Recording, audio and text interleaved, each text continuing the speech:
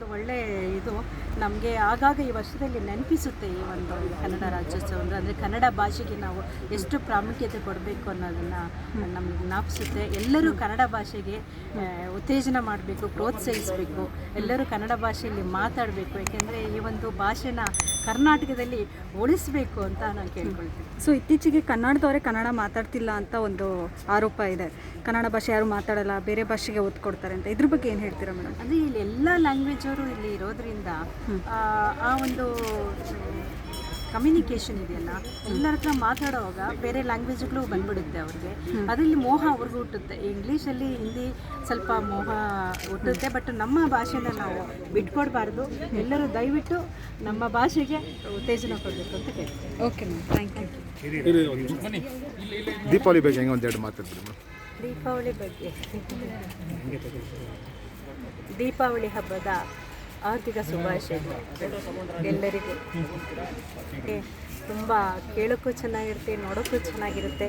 ಎಲ್ಲೆಡೆಯೂ ದೀಪಗಳು ಹಚ್ಕೊಂಡು ಪಟಾಕಿಗಳು ಹೊಡಿತಾರೆ. ಬಟ್ ಈಗೆಲ್ಲ ಬ್ಯಾನ್ ಆಗಿದೆ ಪಟಾಕಿಗಳು ಹೊಡಿಬಾರ್ದು ಅಂತ.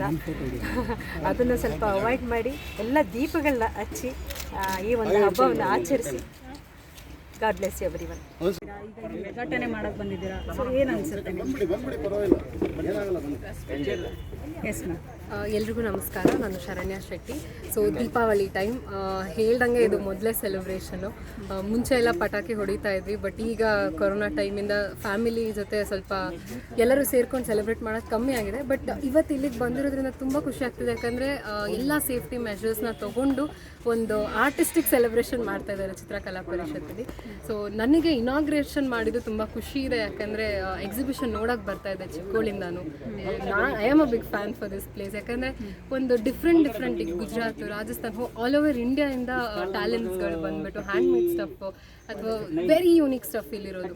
ಸೊ ಹಾಗೆ ನೋಡೋಕ್ಕೆ ಒಂದು ಆನಂದ, ಖುಷಿ ಆಗುತ್ತೆ. ಸೊ ಇಲ್ಲಿಗೆ ಬಂದು ಇನಾಗ್ರೇಟ್ ಮಾಡಿದ್ದು ಇನ್ನೂ ತುಂಬ ಖುಷಿ ಇದೆ. ಭವ್ಯ ಮಗು ಕೂಡ ಇದ್ದಾರೆ. ಸೊ ತುಂಬ ಖುಷಿ ಆಗಿದೆ. ನೀವು ಸೀರಿಯಲ್ ಸೆಟ್ಟಲ್ಲೇ ನಾರ್ಮಲಿ ಟೈಮ್ ಫುಲ್ ಸ್ಪೆಂಡ್ ಮಾಡ್ತೀರಾ.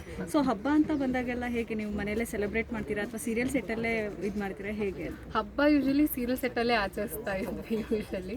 ಬಟ್ ಈಗ ಲೈಕ್ ನನಗೆ ಬ್ರೇಕ್ ಸಿಕ್ಕಿರೋದ್ರಿಂದ ಮನೇಲಿ ಪೇರೆಂಟ್ಸ್ ಜೊತೆ ಆರಾಮಾಗಿದ್ದೀನಿ ಆಚರಿಸ್ತಾ. ಆ್ಯಂಡ್ ಇವತ್ತು ಇಲ್ಲಿಗೆ ಬಂದಿರೋದು ಇನ್ನೂ ಅದು ದೀಪಾವಳಿಗೆ ಎಕ್ಸ್ಟ್ರಾ ಸ್ಪೆಷಲ್ ಆಗಿ. ಸೊ ಮನೇಲೆಲ್ಲ ಹೇಗೆ ದೀಪಾವಳಿ ಹಬ್ಬನ ಸೆಲೆಬ್ರೇಟ್ ಮಾಡ್ತೀರಾ? ನಮಗೆ ದೀಪಾವಳಿನ ಗ್ರ್ಯಾಂಡ್ ಯೂಶಲಿ, ಬಿಕಾಸ್ ನಾವು ಶಿವಮೊಗ್ಗ ಕಡೆಯವರಾಗಿರೋದ್ರಿಂದ ಲಕ್ಷ್ಮೀ ಹಬ್ಬ ಮಾಡ್ತೀವಿ. ಸೊ ಅಲ್ಲಿ ಈ ದಿಯ ಹಚ್ಚೋದು ತುಂಬ ಫುಲ್ ಮನೆ ತುಂಬ ದೀಪ ಫ್ಲಾರ್ಸಿಂದ ಎಲ್ಲ ಡೆಕೋರೇಟ್ ಮಾಡಿ ತುಂಬ ಇಡೀ ಫ್ಯಾಮಿಲಿ ಒಂದು 150 ಜನ ಎಲ್ಲ ಜಾಯ್ನ್ ಆಗಿ ಮಾಡ್ತಾರೆ. ಓಕೆ. ಸೊ ಈಗ ನವೆಂಬರ್ 1 ಅಂದರೆ ಕನ್ನಡ ರಾಜ್ಯೋತ್ಸವ ಬರ್ತಿದೆ. ಸೊ ಇದ್ರ ಬಗ್ಗೆ ಏನು ಹೇಳ್ತೀರಿ? ಕನ್ನಡ ಇತ್ತೀಚೆಗೆ ಯಾರೂ ಮಾತಾಡ್ತಿಲ್ಲ ಅಂತ ಆರೋಪ ಇದೆ. ಸೊ ನೀವೇನು ಹೇಳ್ತೀರಾ ಎಲ್ಲರೂ? ಈಗ ಇಲ್ಲೂ ಬಂದಾಗ ನೋಡಿದೆ ಎಲ್ಲ ಗುಜರಾತೀಸ್, ಹಿಂದಿ ಎಲ್ಲರೂ ಅವರು ಹಿಂದಿಲೇ ಮಾತಾಡ್ತಾರೆ. ಬಟ್ ನಾವು ನಮ್ಮ ಕನ್ನಡನ ಯಾವತ್ತೂ ಬಿಟ್ಕೊಡೋದು ಇಲ್ಲ ಕೂಡ. ಕಲಿಬೇಕು ಬೇರೆ ಲ್ಯಾಂಗ್ವೇಜ್, ಬಿಕಾಸ್ ಅದು ಕಮ್ಯುನಿಕೇಷನ್ ಪರ್ಪಸ್. ಈಗ ಇಲ್ಲಿ ಬಂದು ನಾನು ಏನೋ ಬೇರೆ ಮಾತಾಡಿದಾಗ ಅದು ಅರ್ಥ ಆಗಲ್ಲ ಅವರಿಗೆ. ಸೊ ಹಾಗಾಗಿ ನಾವು ಮಾತಾಡ್ತೀವಿ ಹೊರತು ನಮ್ಮ ಲ್ಯಾಂಗ್ವೇಜ್ನ ನಾವು ಯಾವತ್ತೂ ಬಿಟ್ಕೊಡೋಕೆ ಹೋಗಬಾರ್ದು. ಸೊ ಕಲಿಸೋಣ ನಾವು.